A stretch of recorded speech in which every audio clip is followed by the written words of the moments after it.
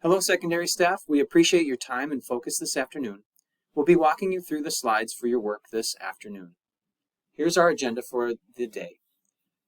We're going to first watch this screencast, and we're going to talk about the purpose and the why of our proficiency scales. Then we're going to review your proficiency scales from 2024. And finally, you're going to complete your proficiency scale for the deep, developing, and basic levels. And then we'll have some time for feedback.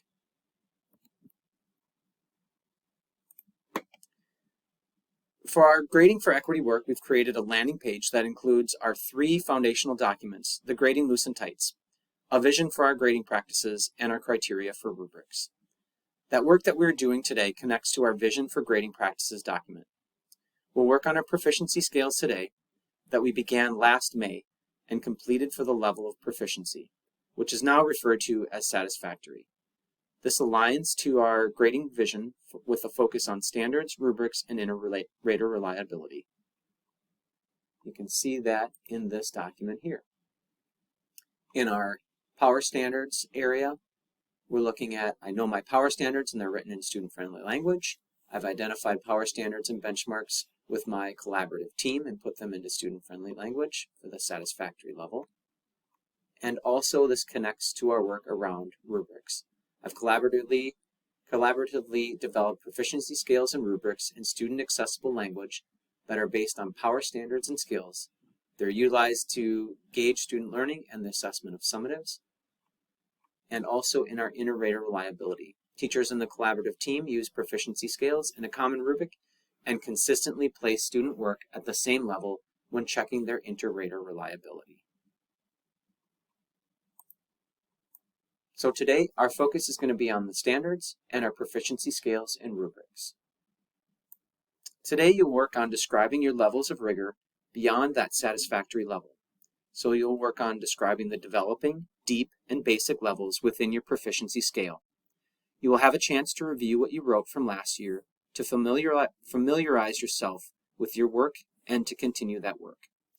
We're divided into departments this afternoon so you can work in your common course teams to the extent possible, and cross-collaborate with others in your department for further ideas, problem solving, and alignment. Last year, we had a chance to begin work on our proficiency scales. Proficiency scales are used to define the levels of student understanding for each of our levels of proficiency. At the time we worked on these last year, we didn't have the criteria labels described, but we now have them. These levels are now reflected in your proficiency scale documents and include the language from deep, satisfactory, developing, and basic. This means that we changed from the proficiency level last year to satisfactory this year. You will also see that reflected on your proficiency scale. Here's how you get to proficiency scale.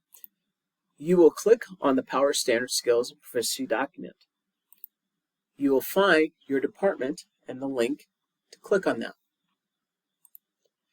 You will see that we have expanded our columns to include deep, satisfactory, developing, and basic. And you have the standards to the left, and then the satisfactory column is completed. This is where our work is going to get finished and then expanded with the other columns. Just a reminder that you should have what you consider your core courses listed as tabs in the bottom of the document. You will notice that the power standards are lifted to the left, as I said before. Your task today is to work on the developing, deep, and basic areas. I mention them in that order as that is typically the way that systems approach the development. First, they identify the level of satisfactory or proficient, then the developing level, the deep level, and finally the basic level. It is important that all information is on the proficiency document. This may mean you will need to copy and paste from a document you have created. Power standards. This graphic shows some of the vocabulary that we have used when discussing the work of proficiency scales. We define our power standards or power benchmarks as our essential learning for our courses. We define our essential learning through power standards. These define the most essential things we want students to master in our courses. These are vertically and horizontally aligned and provide guidance for our guaranteed and viable curriculum. Our proficiency scales are what we began our work on last May, but some had begun this work prior. Proficiency scales are a type of rubric that is directly tied to your power standards. They are developed by teams for alignment. They include indicators that represent the knowledge and skills that students need to demonstrate. They include explicit expectations for learning at each level and describe what a student can do at that level. They are used to report student attainment of the corresponding standard. When we have discussed creating rubrics in the work that we have done so far, most of our teams have been working on creating this rubrics that are based on our levels of proficiency for our standards. You may have these defined or written out somewhere else, whether it be in Google Doc, Schoology, or in the Curriculum Hub. If you have all of them completed, please transfer that work to this document so that we can track department progress centrally and so that we have accurate documentation for new staff coming into our systems or a different teacher that will be taking on that course as another prep. These proficiency scales are not written in stone, but are a living document that can and should be adjusted as you work with them. Share them with students and decide as a team what is working and what needs to be changed. Our last definition is rubrics. We've used proficiency scales and rubrics synonymously in the past, and a proficiency scale is a rubric. It is a rubric that is tied to the power standards or essential standards for a course. In general, rubrics are evaluation tools aligned to our proficiency scales and are generally used to assess performance on a task in a particular context. Rubrics provide clear guidelines for how students' work will be evaluated. They clarify how well a student has performed with respect to expectations on an assignment or task. If you'd like some more information about proficiency scales and the difference between rubrics and proficiency scales, we included a video here that you and your team are welcome to review and discuss. We would suggest watching the video at 1.25 or 1.5 speed to move through the content more quickly. The video is about 12 minutes and is located in the link. You don't have to watch the video, but it gives some good examples of proficiency scales and may help your team move forward if they are stuck. This slide will provide your team with some more examples and support for proficiency scales. As you get into defining what it is above and below the satisfactory level, it may be helpful to see some examples of what other schools or teachers have done. Here's a first example from Portage High School.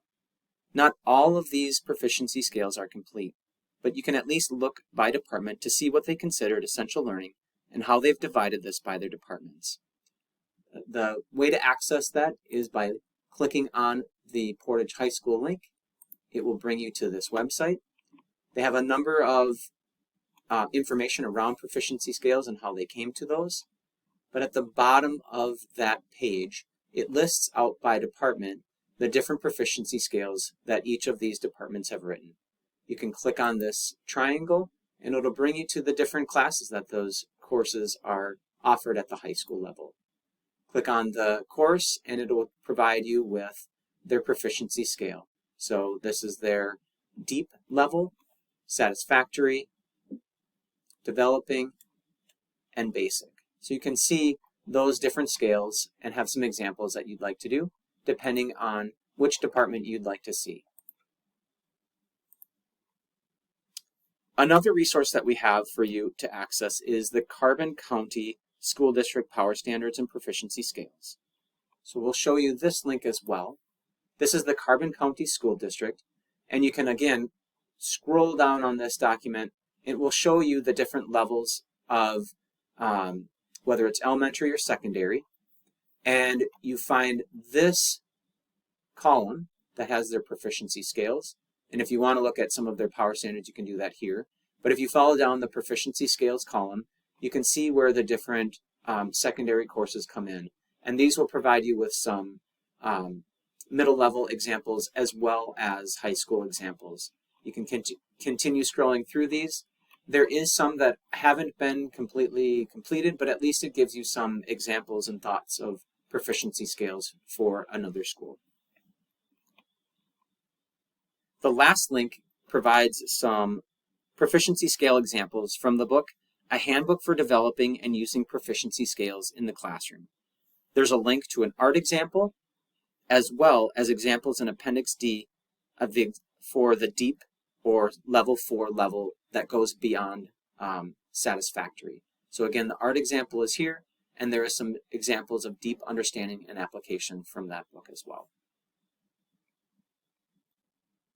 Another resource that we do have that was provided for us through the work with Joe Feldman, we have what we're calling the Roseville Area Schools Workbook, and there is some proficiency scale examples starting on page 30 of that workbook if you'd like to see some of those as well. So for today, this is what you need to do. Review your proficiency scale with your course-alike team or department, depending on the department size. We want you to work within your course-alike team or department to complete or revise your proficiency scale by describing the developing level. Consider what the basic knowledge, skills, or vocabulary are necessary in that satisfactory level. In the deep level, consider what the student would be able to demonstrate in addition to that satisfactory level, whether that's in-depth analysis, application, increased cognitive difficulty. So, and consider from this morning the avid rigor that we had talked about as well. And then also the basic level. What is the basic things that a student can demonstrate to find partial success on the developing and satisfactory levels? Again, the link to all of your power standards and proficiency scale documents is right in the bottom of this, this slide as well. We did put the scales in this order to make sure that we are beginning with the developing level after you've established your satisfactory levels. Then work on your deep level, and at the last part, work on your basic level. That seems to be for other districts and other schools that have done this to be the most helpful process. Here are the loose and tights for this work for the upcoming year. You will have some time, potentially on May 23rd, to work on this as well as time during your collaboration and application days next year as you need to complete your scales. So the tight for this year is that all of your courses will have identified the satisfactory level by the beginning of next school year. The other tight is that all of your courses will have all of the levels from deep to basic completed by the end of next school year. The loose for this work is that the criteria that you put in for your scales. That's decided upon by you and your team. If you would like further work for today, there is a guidance document for developing high-quality scales in the link here. It gives you guidance about what could be included in your scales from developing to the deep levels.